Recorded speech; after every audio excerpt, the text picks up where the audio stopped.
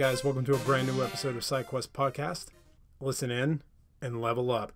I have a great episode for you today. It's a community question episode, questions that have come to me from listeners of the podcast or people who follow me on Snapchat, Instagram, Twitter, or Facebook. Going to answer some questions that you guys have left and ask for my input on here in this podcast. So I think you're going to get a ton of value out of this from the few questions that people have asked. A couple on fitness and one fun one that I think you guys will definitely enjoy. If you're not following me on any of those social platforms, make sure to do that so you can send your questions, or you just want to chat about nerd stuff. Then hit me up on Snapchat, SideQuest Fit. Put that up there. You can also find my Snap filter on my Instagram account as well, SideQuest FM. My Twitter account is SideQuest FM as well. And then Facebook, SideQuest Fitness. Search up in the search bar for SideQuest Fitness. Find the page, like the page, and start following me there on Facebook. Anytime you have questions, you can hit me up on Twitter, hit me up on Snapchat, hit me up on Instagram or Facebook, or email me at sidequestfitness@gmail.com and I'll answer your questions. Or I'll let you know if I'm going to hold off and do them for a community episode here on the podcast. I'm really loving these solo podcast episodes. I hope you guys are enjoying them as well. But let's get into it. Let me answer the questions from the community, from the heroes who want to know a little bit more about how they can level up their health and fitness and take it to the next level. Step up and you gotta get it fitness. Host Rob at the moment and the quest is you gotta check it and wreck it. You're breaking personal records and with the help of the guests you won't be guessing on the lessons. That's a +5 fierce. Got a low-key bamf right here. You wanna meet him, there's no better way to greet him than to strike a boss pose. Take a look into the mirror. Alright guys, welcome to the episode. This is an episode where I'm going to answer community questions that have come from listeners like you. First up, the first question coming to us from the man who wrote the intro to the podcast himself, Brandon Landis, otherwise known as Petravita. If you guys aren't following him on SoundCloud or Twitter, head over and follow him there as well on Snapchat. The dude lays some really dope rhymes down. I love it. He's a nerd, and I love nerdcore hip-hop. There's just something about it. Secretly, I always wanted to be a beat poet. Poetry moves me more than any form of writing there is, which is why I really love alliteration above all. But Brandon is an amazing artist, so please check him out on SoundCloud. But Brandon wanted to know, one simple thing, something that a lot of people ask, when they're getting or looking to get in shape. They have questions about health and fitness, but maybe they're not looking to lose a bunch of weight. Maybe they're just looking for some strategies and tips that you can use in your everyday life to lose a few pounds, get a little stronger, but feel a little better. And he asked me, what are 3 to 5 things that someone can do to maintain weight, maybe trim down a little bit, just slightly, not a lot, nothing huge, but just, what are the best things or habits that either he can add or cut out? Well, Brandon, I'm going to answer that for you here. One of the biggest things I can tell anyone to do, and you've heard this cliche mentioned, and I'm going to do an episode on cliches and why there's some truth behind cliches, but eat less, move more. Really just move more. The more you move your body, the more muscles that you use, the more your arms move, your legs move, that means you're going to burn more calories. So whether that's through body weight training and doing some more squats, some more push-ups, some more pull-ups than you did, yesterday or maybe 2 days before, that's fine. Walking a little further, there's Pokemon you got to catch. So, let's catch some more Pokemon. Any of those things that you can do, just moving your body, dance more. Guys, put on your favorite tune and just dance out to it. Moving is one of the best things you can do. I love gaming. I play video games. I do tend to stand now because I have a very small television and a very big living room, which looks really small when you sit on the couch, but I stand while I play. I move around. But even if you're a gamer, take a few breaks, do some push-ups, do some squats in between matches, but just move more. Walk a little further, park further from work, park further from the grocery store, walk a little bit more. That's really one of the best things you can do. Walk your dogs. Add an extra walk in the morning or an extra walk in the evening with them, whatever you do with your pups. One of the other things that you can do is always maintain a high amount of protein in your diet. Studies out there say anywhere from 0.7 to 0.82 is ideal. Most people in the fitness industry will round up and say eat 1 gram per pound of body weight or 1 gram per kilogram. That's a great mark, and that's what I like for most people to use. If you're an average guy, 5'10", or less, 150 grams of protein a day is really all you need. But if you want to lose a little bit of weight, add an extra 25 grams in, 175, and you're good. So the 1 gram per pound is probably a good bet for you to maintain and lose a little bit of weight. Ladies, if you're 5'5", 5'4", keep it around 1 gram per pound of body weight. Now, if you're over 200 pounds, if you're over 170 pounds, that's even over 150 pounds, that's a lot of protein. So for a lot of my female clients, I tell them to shoot for 120 to 130 grams of protein a day. And that's a safe bet for anyone. If you're not used to eating that much protein, work up to 100. Once you can get to 100, then you can slowly add a little bit more. And it's all those slow little things, those slow little gains of XP that help you get to the next level that you can do. But just eat a little more protein, whether that's from cottage cheese, from extra chicken, from fish, whatever the case may be. Keep protein high in your diet. The third thing you can do, again, plenty of vegetables. I've talked about it on a fat loss plan, but maintaining a good amount of veggies in your diet. Taste the rainbow. That's one of the things I tell people. Red peppers, green peppers, orange peppers, mushrooms, onions, white onions, purple onions, all the colors, yellow squash, green squash, Brussels sprouts, eggplant, red cabbage, green cabbage, whatever. Just like have a colorful variety of veggies in your diet no matter what, and maintain eating a good amount of veggies while you're trying to maintain. That's what I'm doing right now. I'm not bulking this winter. I'm just sort of gaintaining, as my bro self likes to say. So I still have a big salad. I still have a big helping of veggies at dinner as well. The fourth thing you can do, drink plenty of water. Always drink water. The biggest thing you can do to see weight loss success in the first month, in the first 30 days, is to cut back on the amount of calories you're drinking. Then you can work on the food, but just cutting back the amount of soda you drink, the amount of creamer you put in your coffee. I mean, you might not think that it's a lot, but those little things add up in a day and add up over time. So don't drink your calories. Keep drinking water. I have a great post on the website about how to make water more awesome that you can check out. sidequestfitness.com/water, or you can get all the show notes for everything that will be mentioned here as well over at sidequestfitness.com, and just click on the link for podcast. But keep drinking plenty of water. Stay hydrated. It helps you stay full. Your brain goes, oh, there's water on the stomach. I'm full. I don't want food. And the fourth thing, now I could go into a fifth, but really the fourth thing is get good sleep. If you're tired and you're irritable, it's so much easier for you to go, fuck it, I'm just going to eat ice cream. Ugh. I'm going to eat a whole pizza because I don't care. Ugh. You're tired, you're irritable, you're angry, you're upset, you're stressed. I get it. It happens to everyone. But try and get a good amount of sleep. If you are a hard 6-hour sleeper and you wake up at 6 hours and you feel amazing, then get 6. Don't push it further than that. But get plenty of sleep. Watch your caffeine intake. One of my rules is I don't drink caffeine after 3 p.m. so that it doesn't affect my sleep. So watch out for stuff like that. But again, move more, whether that's body weight, whether that's going to the gym and lifting weights, whether that's walking a few more miles or a few more steps or catching a few more Pokemon on Pokemon Go. Whatever it is, move more. Keep your protein high, 1 gram per pound of body weight or 1 gram per kilogram. Eat plenty of vegetables. Taste the rainbow. Get as many colors as you can.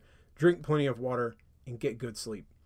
So Brandon, those are the things you can do to maintain your weight and slim down just a little bit. Now, the second question comes to me from my very, very good friend from college. And I was really, really stoked that she asked me this question, that she reached out. We cut up a lot in class, in one of the classes we were in. She's a fellow ginger as well. So, we gingers, we got to stick together. But Elizabeth, thank you for asking me this. And she wanted to know, can you give me an example, a little bit, of the pros for counting macros over counting calories? I keep hearing this from a lot of friends who are working towards a goal of better health. Now, I've not really written a lot about macros. I've written a few about how to macro your macros, meal planning and why that's important. And I've written about, my Indiana Jones article series about, diet, Indiana Jones and the Holy Grail of fat loss, and, the Temple of Boon, and all of that as well. Like I've written about calories and carbs and fats and protein, but I've never really written about macros. With a lot of my clients, I use my Health Point nutrition system, which if calories freak you out, but you still want to see weight loss success, this is an excellent way to get into the system. And you can pick that up over at SideQuestFitness.com to get into eating more lean protein and veggies without counting calories. I have clients who in the first 6 weeks have lost almost 4 inches just following the Health Point nutrition program. And then once you want to go to the next level, once you're used to eating more protein and lean veggies, but still having the foods that you love, like pizza and beer and oatmeal and all of those things, we can move up to counting calories. So that's a little stepping stone. Now, when it comes to counting macros specifically, you're looking at counting proteins, fats, and carbs. But here's where everyone gets mixed up, and you've seen all this. If you're in the fitness world, if you're new to it, you see articles about this stuff all the time. Look, when it comes to losing weight, calories are king. Like, that's it. If you eat more calories than you burn, you're going to gain weight. If you burn more calories than you consume, you're going to lose weight. So calories are king. It doesn't matter if you're eating more protein, carbs, or fats in your diet.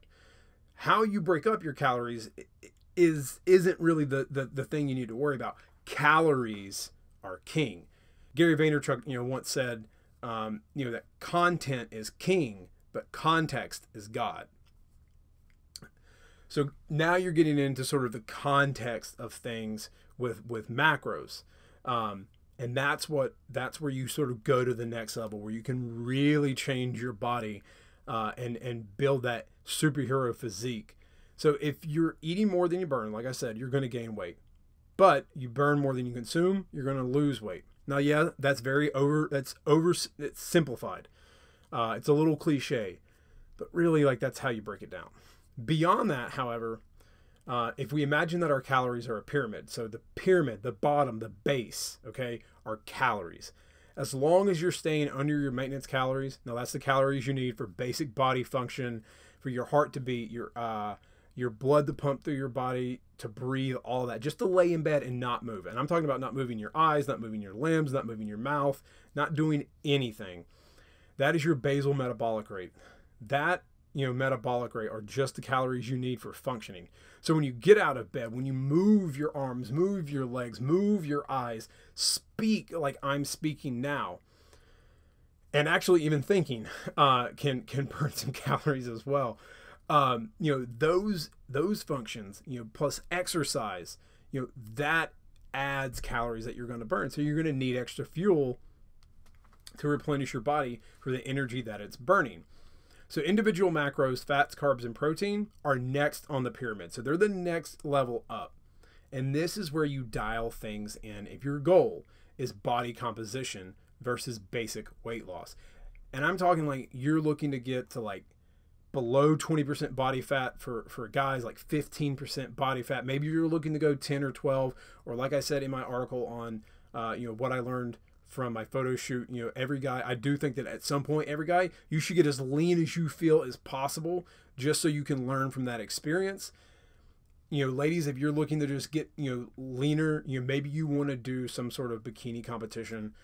Maybe that's something you want to do. Maybe really you just want to lose an extra 10 or 15 pounds. Awesome. Then just counting calories is probably all you need to do. But if you're trying to dial it in and take your body to the next level and really achieve the highest level that you want to see, then you want to count macros. And that's where we dial it in. So if your goal is body composition, not basic weight loss, this is where macros come into play. Now, if you go and you pick something up out of your fridge or your cupboard, or just Google right now as you're sitting at work listening to this, nutrition facts, you'll notice on the back of those nutrition facts that you'll see fats, carbs, and protein. That's what calories are made out of. So for every gram of fat, fat has 9 calories. There are 9 calories in each gram of fat. Carbs and protein each have 4 calories per gram. Ugh, I know. I'm about to drop some math on you. It sucks, but just bear with me. So 3 grams of fat would mean 27 of your total calories are coming from fat. So if you look on the nutrition facts, you'll see like fat from calories. Now usually they round up a little or they round down, but still you're right around the same thing. Now there's 5 grams of protein. That means 20 of your total calories are from protein. 10 grams, let's say you have 10 grams of carbs. That means 40 calories. 40 of your total calories are coming from carbs. So if we add that up, 27, 3 times 9 from fat, 20, 4 times 5 for the protein, and 40 for 10 times 4 for the carbs, you have a total of 87 calories.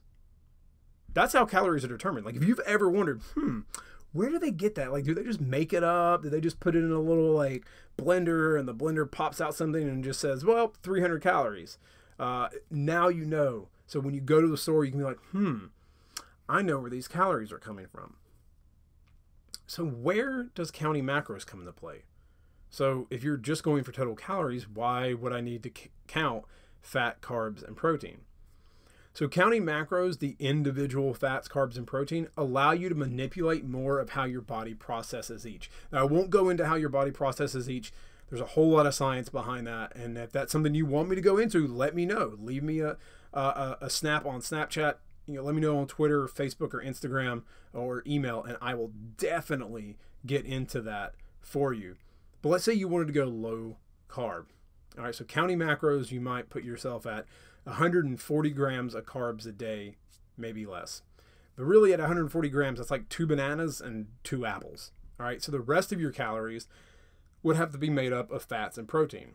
So you could, when you're in a low carb diet, eat a little fattier cuts of meat, maybe some butter, not in your coffee because that's dumb, avocados, eggs, bacon, etc. But really, this is where counting macros comes into play. The real advantage is making sure you're getting enough protein. So when you're trying to get to lean levels of body fat, you're trying to use up all that excess fat that your body is storing, the more protein you can get, the better, because protein actually is like a fire flower for your body. It actually gives your body an extra boost of calorie burning because your body burns about 20 to 30% of the protein that you consume for energy. So it has to ramp your metabolism up to convert that protein into amino acids that your body can then use to build muscle, to repair muscle, for basic functions, for hormones, and so many other enzymes that are out there. Protein is used to create all of that, but your body has to spend a lot of energy to convert that protein. So if you're at the local store and you notice that for the most part, the foods that you see there or when you go out to eat, they're usually high in fats and carbs, but lower in protein. And the really cheap stuff is really high in fat and carbs and low in protein. And even if the box says high in protein, I challenge you to look at that box. And if that box does not say in one serving 20 grams of protein, they're a fucking liar.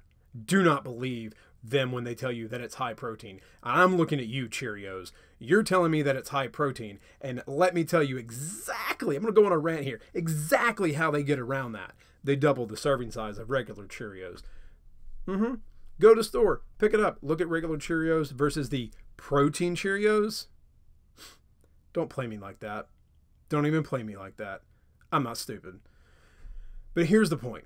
Counting macros allows you to really hammer home getting more lean protein. So you're going to eat more chicken. You're going to eat more cottage cheese, more egg whites, more lean cuts of beef. but it's going to allow you to still have those things, but the higher protein version of those.